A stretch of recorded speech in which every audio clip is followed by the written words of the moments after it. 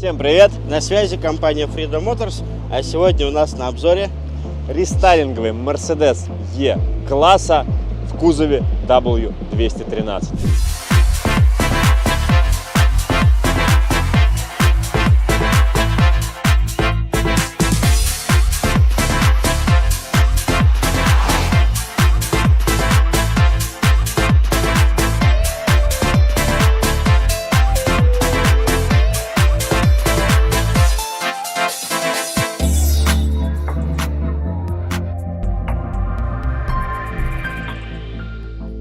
Получается, покупка Mercedes это не ошибка.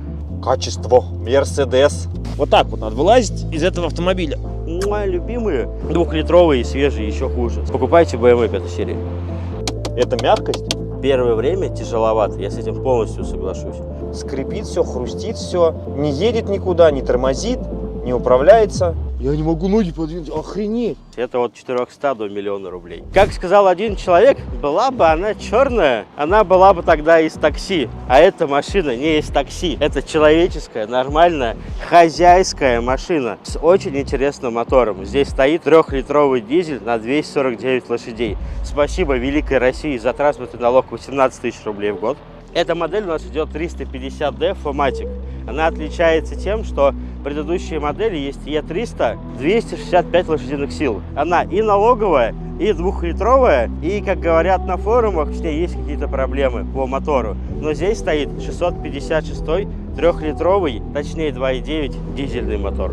На самом деле рестайлинговая модель 213 кузова стала намного красивее, особенно если у вас идет AMG бампер и AMG комплектация. Здесь она имеет красивые, ярко выраженные формы. Мне больше нравится, когда у 63-й такие прям дутые крылья, и машина смотрится намного массивнее и интереснее. Но опять же, дело каждого. Как правило, каждый уважающий себя пацан, который ездит на Ешке и не работает в такси, заходит на Авито, покупает за 145 тысяч рублей комплект AMG обвеса, ставит себе крылья, бампер, диффузоры и с кайфом катается на 2-литровом пакете сока.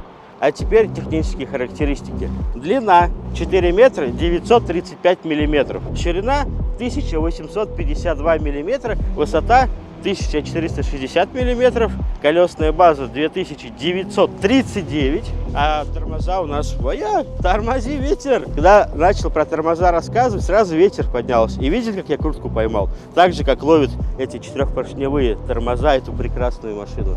У нас здесь стоят вентилируемые диски тормозные и перфорированные с дырочками. В целом машина грязная, комфортная, приятная. Реально, если не брать в счет то, что здесь 3-литровый мотор, машина говно. За 3-литрового мотора и не черного токсичного цвета машина прикольная. Если хотите себе хорошую машину из Южной Кореи, от 3 миллионов 400 тысяч рублей. Хотите себе такую же хорошую машину из Америки, слегка чуть-чуть битую, 2 миллиона 800. Это начало рынка при курсе на сегодня по моторам. Если говорить серьезно, данный кузов вышел в 2016 году. Это самый дорогой рестайлинг в истории Мерседеса. Мерседес на его разработку потратила более 1 миллиарда евро. Они хотели сделать подобие, что-то среднее между C-шкой в 205 кузове и S-классом 222. И они сделали золотую середину Mercedes E-класса в кузове 213. Многим после 212 Mercedes она очень сильно понравилась, потому что также имеет круглые, такие красивые, закругленные формы. Аэродинамическая форма довольно стала приятная для внешнего глаза обычному человеку. Здесь довольно надежный 656 мотор. Прикол в том, что когда берут на 2-литровом моторе, с ним есть ряд проблем. Это 276 мотор 2-литровый. Как правило, эти моторы ставятся на Taxi Edition, так называемые модели. На них ездят таксисты, проезжают 200, 300, 400 тысяч километров, знают кучу бед, много проблем, он доставляет много неудобств, он не такой надежный, как 271. 271 вообще самый ужасный мотор у Мерседеса. Это вообще дно, блин. 2-литровый и свежий еще хуже. Самое, если хотите себе Ешку на надежном, комфортном, неприхотливом моторе, покупайте BMW 5 серии. А у этой машины куча проблем с электроникой. Очень часто у людей зимой перестают работать датчики давления в колесах. Это решается, просто заходите на Авито, вбиваете в поиске замена батареек в датчике колес. Это стоит 1000 рублей. Вместо того, чтобы покупать новые датчики. Постоянные проблемы с электроникой. Именно 213 модель, она пошла крайне неудачно в плане электрики. У нее куча ошибок. И, как правило, даже когда у нас еще были официальные дилеры, никто не мог этот вопрос решить, потому что это были мгновенные, краткосрочные ошибки, которые выдавала приборная панель. И приезжая на дилер это все считывал и не видел ошибок. А ты заводишь, у нее ошибка, приезжаешь к дилеру, ошибок нет. Получается, покупка Mercedes — это не ошибка. Мы перешли к задней части автомобиля. У нас другие фары, другой бампер. Самое интересное, здесь фальшивые насадки глушителя. Если вы можете подумать, что здесь выхлоп раз и выхлоп два, по факту нет. Здесь пустота, а здесь одна трасса стоит, и все. И самое забавное, когда вы зимой либо в туман заводите автомобиль, у вас отсюда дым, пар идет, а отсюда не идет. Зачем они делают так?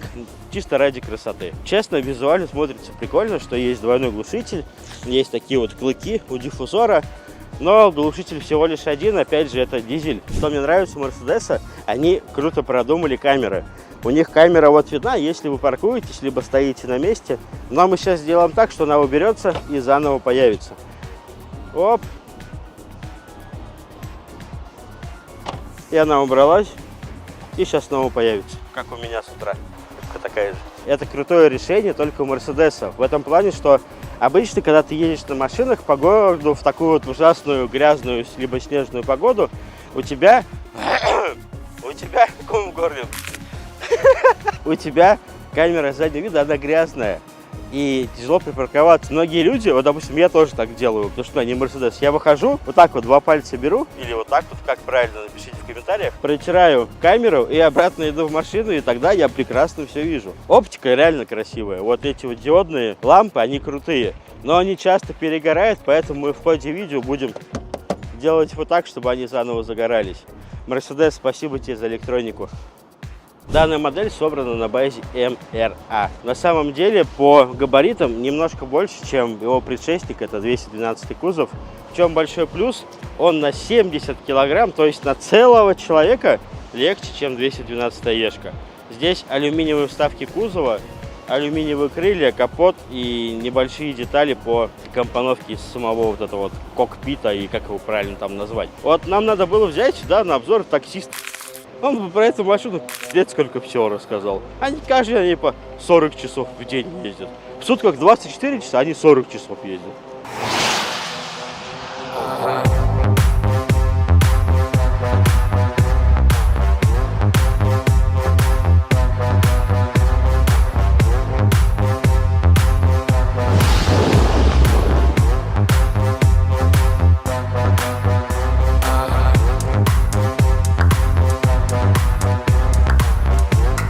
На что хочется обратить ваше внимание при покупке данного автомобиля. Если вы рассматриваете вторичный рынок, обязательно обратитесь в официальный дилер, либо в принципе в любой сервис, кто разбирается автомобилями, кто подбирает автомобили, потому что данные модели используются очень часто в такси, особенно в черном цвете. И соответственно пробеги на них могут быть более 400-500 тысяч километров. И как у нас многие любят скручивать и продавать как бы по космос цене. Поэтому прежде чем его купить, обязательно загоните в сервис.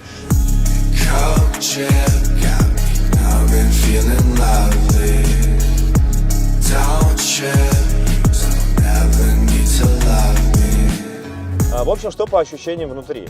Давайте начнем по традиции с руля. Руль удобный, вот прям хороший. Мне нравится очень сильно, на самом деле, вот именно анатомия таких рулей. То есть они здесь идут круглые, они идут толстые, здесь вот такие выемки, поддержка для пальцев. И низ у них спиленный. Это очень крутые и безумно удобные рули. Функционал есть, круиз-контроль, чтобы вы залезли в меню, посмотрели, там настроили управление громкостью, музыкой, мультимедиа и так далее. Все это есть, все это круто. Но вот эти вот сенсорные штуки, которыми там кнопочные вот эти вот непонятные, которым нужно управлять, вот я пользовался, я пытался к ним привыкнуть весь день, я не могу, вообще мне неудобно, просто куда-то вот тут нажать, вот что-то вот, ну я не знаю, я вот, ну как бы они кнопки, но вот для меня как непонятно работают, я вам натыкал вам все что угодно. Mercedes, завод, изготовитель, они сделали, вот по комплектациям хочу коснуться, 4 комплектации, это бизнес базовая, Это Sport, Sport Plus и Intelligent Drive. Чем они отличаются? В целом брать, если базовую комплектацию, у нее идет сиденье из кожзама, у нее идет подогрев передних сидений, у нее идет камера заднего вида, у него идет R17 колеса и светодиодные фары. Конечно, вы можете дооснастить по предзаказу еще там панораму, еще что-то там доставить, электропривод сидений и так далее, но именно в базовой комплектации идет вот то, что я назвал, вот такая конфигурация. В комплектации спорт уже добавляется комбинированная отделка сидений и AMG обвес. Если вы берете комплектацию Sport Plus, у вас добавляется панорама, у вас уже электропривод передних сидений, у вас музыка Бурмистр, у вас, соответственно, остается этот же AMG обвес, и вы просто кайфуете уже там с панорамой, с музыкой и вот на такой вот крутой тачке. Что они делают в комплектации Intelligent Drive? Они просто нафиг убирают весь AMG обвес, они убирают панораму, но они добавляют подогрев руля и матричную оптику. У меня уже, я не знаю, я себе пытался по-разному настроить сиденье. Поддержка здесь боковая хорошая, вопросов нет, она держит. Но по спине, по самой пояснице вообще неудобно. Неудобно по посадке именно по сиденью, потому что здесь нет атаманки. Вот посмотрите, как я сижу, вот даже вот ноги, да, у меня здесь пустота. Вот это ошибка многих производителей. Вот я сижу, да, я вот сейчас вот нахожусь, у меня ноги здесь висят просто. Я привык к спортсиденьях нормальных, когда ты садишься, у тебя сиденье вот так вот наклоняется, да, у тебя здесь атаманка выезжает, и ты сидишь, у тебя ноги, вот коленки, они поддерживаются, то есть они у тебя немножко как бы на весу. Здесь они у меня вот, ну вот, они ничем не держатся. Мне вот реально это очень неудобно. По поводу красоты в салоне. Вот здесь я реально ставлю им 10 из 10, я не знаю, 20 из 20, но это просто очень красивая панель. Два монитора, спидометр, который у вас, смотрите, настраивается, то есть вы здесь делаете комфорт, да, у вас вот такая голубая подсветочка, вы спорт переходите оранжевый, спорт плюс у вас красный, вот в этом плане красиво. Смотрите, здесь они еще очень красиво сделали панель управления, то есть вы можете выбрать цветовую гамму именно под себя. Вот спортивная, она выражена так, ну, скажем, агрессивно. Сейчас мы выйдем быстренько. Так, вот, очень так агрессивно смотрится, прям вот мне это, наверное, более подходящий вот вариант. Но если вам это не нравится, вы можете себе выбрать, например, спокойный режим. Вы нажимаете на спокойный, все, у вас меняется вот на такой голубенький, приятный, спокойный для глаз, наверное, очень удобно ездить в ночное время.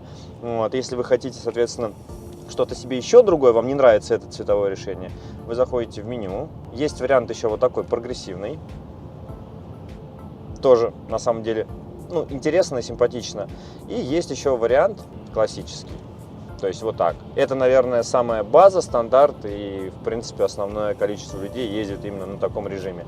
Потому что 90%, что от оранжевого, от спортивного, от этого, от красного освещения ночью у вас глаза будут уставать. Здесь он прям лайтово и кайфово. Дальше давайте перейдем с вами про качество, поговорим о отделке салона. Я буду открытым, откровенным и честным. Визуально, да, вопросов нет. Бай, ты садишься, и ты хочешь ее купить, ты хочешь на ней ехать, ты хочешь на ней кайфовать. Но вот это что? Слышите? Вот это. Качество. Мерседес. Ладно, тут оставим. Заряжается. Смотрите, как она открывается и закрывается. Открыли, да? Смотрите. Что за Жигули? Вот что за это закрытие звука Жигулей? Вот тут вот, смотрите, вы давите. У вас все скрипит. Слышите? Это качество. Это прям, да? Кайфовое, да? Вот это. Смотрите. Мерседес. Сколько она там стоит? 5 миллионов новая? Ну, стоила 5 миллионов. Вот это вот. Слышите скрип? Мерседес.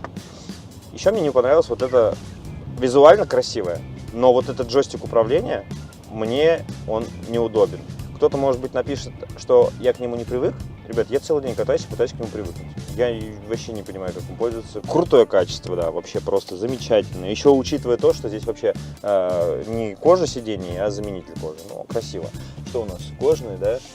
Вообще, в принципе, ничего. Все вообще шикарно. Такое ощущение, что здесь картонку поставили, короче, обтянули просто, да, и вот она вот так вот болтается, как лист А4. Ну, картонка с какими-то там прутиками усиления. По управлению машина вообще не управляется от слова совсем. Она вялкая. Да, она комфортная в плане того, что ты едешь по кочкам, она мягенькая. Здесь согласен, спорить не буду. Но если ты начинаешь где-то, например, повороты заезжать или где-то тебе нужно резко перестроиться, она вот такая прям вялкая. Но это, наверное, база Мерседеса, они, в принципе, все такие были, и от них никуда не уйти, потому что мягкость она есть, некий комфорт, скажем так. Дальше по поводу тормозов хочу сказать. Вообще просто очень их дико не хватает, учитывая, что это, в принципе, 3-литровый дизель, который на 250 сил, не едущий никуда. Я сегодня тестил на всех режимах, я пытался нажать, вот ты нажимаешь в пол, но она не едет так, как она должна ехать. Не знаю, может быть, ее удушили там, но вот она, по моим ощущениям, едет сил на 180. Хотя всегда 3-литровые дизели очень тяговитые, они очень хорошо едут. И я не понимаю, за что нужно здесь отдать эти деньги. Скрипит все, хрустит все, не едет никуда, не тормозит, не управляется. Вот посмотри, Никита, вот просто вот спидометр, да, вот мы едем 50, смотри, сейчас в пол нажму. Ну и что, она только 70 разогналась, в пол. Ну, типа, ну как? Я за рулем Мерседеса. Первое, что мне хочется сказать, не в обиду Володе, но сразу понятно, что он редко играет в джойстике. Там, ну, в плане того, что Xbox, либо Sony PlayStation. Вот эта сенсорная штука, это идеалка. Здесь все конкретно, четко и удобно. Все нажимается. Если хотите убрать звук, вот на кнопку нажали, все, тишина. Здесь менюшечка перелистывается, кнопочки нажимаются нежно, аккуратно. Вот реально, мне кажется, если вы часто играете в Xbox либо Sony PlayStation, то вам это привычно, потому что надо вот большими пальцами нежно нажимать и регулировать все это. Володя, человек, которому не привык к Мерседесам, не привык, в принципе, к сенсорному управлению на руле, первое время тяжеловато, я с этим полностью соглашусь. Но мне, допустим, комфортно, я быстро к этому привыкаю. Больше всего, что я люблю в Мерседесе, это не вот это, когда ты сиденье, блядь, ищешь себе где настроить, а вот с кайфом нажал вперед, нажал назад. Вот по поводу вот этого, то, что там скрипит и так далее, я всю свою жизнь мечтал высказать просто на публику по этому поводу. Свои тест-обзоры, краш-тесты смотрите про безопасность людей. Вот эта штука сделана мягко, чтобы тебе ебаник не сломал, и когда ты в нее прилетишь, блядь, не пристегнутый. Потому что кто, блядь, пристегивается весь со своими заглушками есть, он вот эту штуку ломаете. А если она была бы жесткая, у вас бы не было бы. А она мягкая, максимум себе лицевую кость сломаете. Эти вот вещи тоже трясут. Это специально, чтобы ты своей тупой башкой, блядь, когда ты не пристегнулся и, не дай бог, перевернулся, мягко в нее уперся. Потому что здесь железное основание. Вот это все скрипит. Если чтобы когда был боковой удар, какой-нибудь дебил на крокусе ножиком в тебя когда влетел, тебе не было, сука, больно, блядь. Это сделано, безопасность продумана так, чтобы человеку нанести меньше травм. А не чтобы каждый блогер, блядь, 9 лет выпуска автомобиля сидел вот хуйню тыкал, блядь, и показывал, как все скрипит. Это, сука, ваша безопасность. По поводу того, что она не едет, базару нет. Я тоже удивился, возможно, просто данный автомобиль, он как-то задушен программно, либо что-то еще. Но он реально не едет. Такое ощущение, что Мохав едет быстрее, чем эта Ешка. Хотя у них, у них одинаковые моторы. Хотя нет, подожди, здесь в Мохаве V6, тут рядная шестерка. Они оба дизельные, оба 3-литровые. Но как будто бы Мохав едет лучше, чем вот эта Ешка. Хотя Мохав на полтонны весит больше. Ну, как бы не знаю, возможно, это именно к данному автомобилю вопросы. По поводу рулежки я не соглашусь. На удивление я ожидал хуже. Потому что я думал, что будет как с 212 Мерседесом, который более весь такой вот валки. Здесь она не такая валка, она нормально рулится. Да, конечно, не BMW M3 Competition новая, но E46, да, наверное. По поводу посадки, мне здесь неудобно. Володя меньшей, как он сказал, комплектации. И ему боковая поддержка, его бока поддерживает. А эта боковая поддержка упирается в мои бока. И получается так, что я сижу не на сиденье, а сижу на боковой поддержке. И вот мне, как крупному пузатому человеку, неудобно. Вот я не смогу целый день на этой машине ездить. Вот, я за ней проехал пару часов, и мне, некомфортно. Я не смог под себя, как и Володя, также подобрать удобную посадку. Руль удобный, вот, честно, я вот соглашусь с Володей. Руль удобный по анатомии, он толстый, приятный, массивный. А сенсорные кнопки неудобно. То, что скосший руль, скосый такой. Это удобно тем, что можешь вот коленкой рулить, управлять машиной. Но это не всегда безопасно. 213 она какая-то жесткая. Вот мне вот кажется, она прям жесткой. Я не получил того комфорта и удовольствия, который присущи Мерседесу Е-класса. Мы снова переместились, короче, после Алекса, потому что он тут на меня наговорил вещей интересных очень. И вот давайте теперь по факту разложим, да? Алекс сказал у нас что про безопасность. Но получается у нас все должно вот так вот ходить ходуном, вот как это здесь ходит, да, и скрипеть. Это безопасность в наше время в 2025 году, или в каком он начал выпускаться, в 2020. Мне вот, скажите мне вот честно, просто давайте сравним с другими машинами безопасными, что Porsche небезопасный или BMW небезопасный. Почему там такого нет? Нет, хорошо, мы берем сейчас на BMW на обзор, и мы также ее будем тестить, мы будем также нажимать. Ну вот я не так же нажимаю, я сижу, кнопочку вот нажимаю, вот, и вот, ну, пальчиками, блин, одним могу, не тем, вот, понажимать. Ну, это все ходит. Что значит, чтобы вам в лицо это не прилетело? Вы что, ну, ездите безопасность не пристегнутыми? Пристегивайтесь, это все сделано для вашей безопасности, а не для того, чтобы вы ездили без ремня и головой вылетали в панель. И она не мягкая, она скрипуче сидит, и она жесткая. Это мягкость.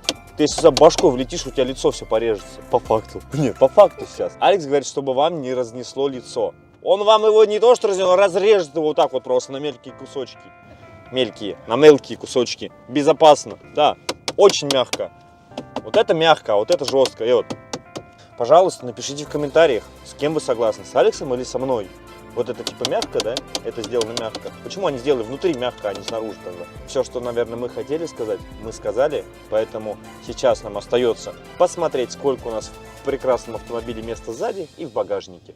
Поэтому переходим в мягкую, безопасную машину назад. Ну что, давайте переместимся с вами в заднюю часть автомобиля и посмотрим, сколько места там. Мы открываем дверь, видим, что места тут очень у нас... О, господи. А как сесть-то? Что там, говорит Алекс, машин хорошая, места много. Ёб твой. Короче, я залез. Ну, впереди сижу я, как бы, чтобы вы понимали.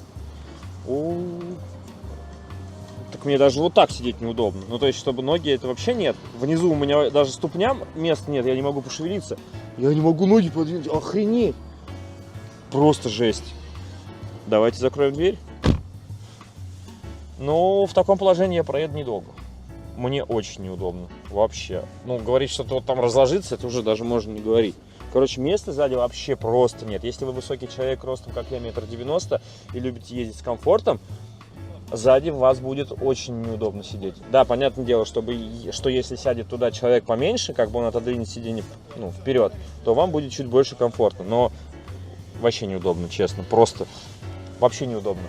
Максимально. И, ребят, как раз давайте перейдем то, что я хотел вам сказать по задней части. Посмотрите сюда. Здесь есть только обдув, печки. Все. Здесь нет ничего, кроме пепельницы. Все. Машина стоит 5 миллионов. Это 20-й год выпуска или 21-й даже. Вы издеваетесь? Вы серьезно? Ну просто, вы серьезно? Как такое может быть, что в машине Е-класс, это не какая-то, я не знаю, Цешка, это вообще не бомж-комплектация, спорт плюс комплектация, очень хорошая, и вы просто ничего сюда не делаете, ни климат, ни прикуриватели, ни зарядку под телефон, USB, Type-C, нет ничего. Это как? Есть вот эта штука. О, это что? Обычный кармашек, охрененно. Все. Что у нас? Мне даже повернуться неудобно, подлокотник достать. Маленький. Но они бы еще сделали вот такой его, чтобы чисто вот так вот сидеть. Просто, вот так, да, реально. Как раз один человек вот так руку кладет, второй так. Отлично, то есть мне здесь места нет, ни хрена. Вот я сижу, да? У меня даже... Просто я даже не могу... Во-первых, это неудобно, просто ты ставишь сюда под стакан. На стакана нет никакого. Вот ты ставишь сюда стакан или бутылку, и ты не можешь руку никуда убрать. Вот так. Ты захочешь брать, тебе здесь неудобно. Не могли...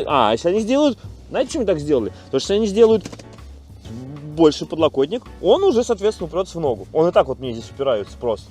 Это называется премиум автомобиль, это называется комфорт. Мы сравним с аналогами. Этот автомобиль, чтобы вы понимали, класса BMW 5 серии. Вспомните, посмотрите, кто не смотрел предыдущий ролик с BMW 3 серии в G-кузове. Там места больше. И я не топлюсь сейчас за BMW, ни в коем случае. Я также измеряю, также сажусь вперед с комфортом, также залазю сзади. Но это что? Это ашка какая-то, ну это не ешка. Это реально, это просто. Ну что здесь сказать? Вот я поднимаю голову, вот смотрите.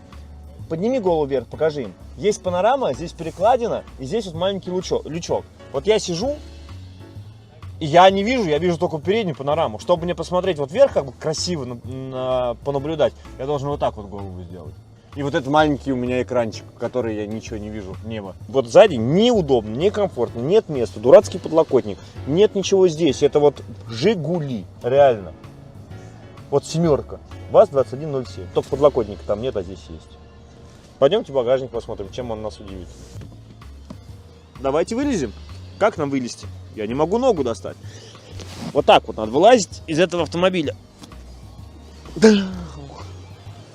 Мне кажется, в оке удобнее вылазить, чем здесь. А если сзади захочет сидеть такой, как Алекс, он там даже подлокотник не откинет. Ну, реально. Хорошо они сделали, знаете что? Где тут? Электропривод багажника. Ничего себе, в машине премиум класса за 5 миллионов. Не, ну далее он глубокий. Он очень глубокий. Не нужны людям сиденья, комфорт внутри. Они сделали глубокий багажник, чтобы у вас было много места для вещей. А может быть просто вместо того, чтобы сажать людей назад, надо сажать людей в багажник. Ну вот это пространство высоты маленькое, очень маленькое, меньше, чем в трешке. В глубину, ну да, относительно глубокий, да, я залез. Но высота маленькая здесь. То есть, если вы захотите поставить какую-нибудь большую коробку, я весь испачкался, ну, в принципе, да, красавчик. То есть, если вы захотите поставить большую высокую коробку, она у вас туда не влезет. Глубоко, но по высоте мало места. Ну, как бы, в целом я вам показал все, что хотел. И сейчас мы перейдем с вами к завершению, и я дам свой итог. Поэтому спасибо. Оставайтесь с нами, подписывайтесь на канал и следите за новостями. А мы погнали.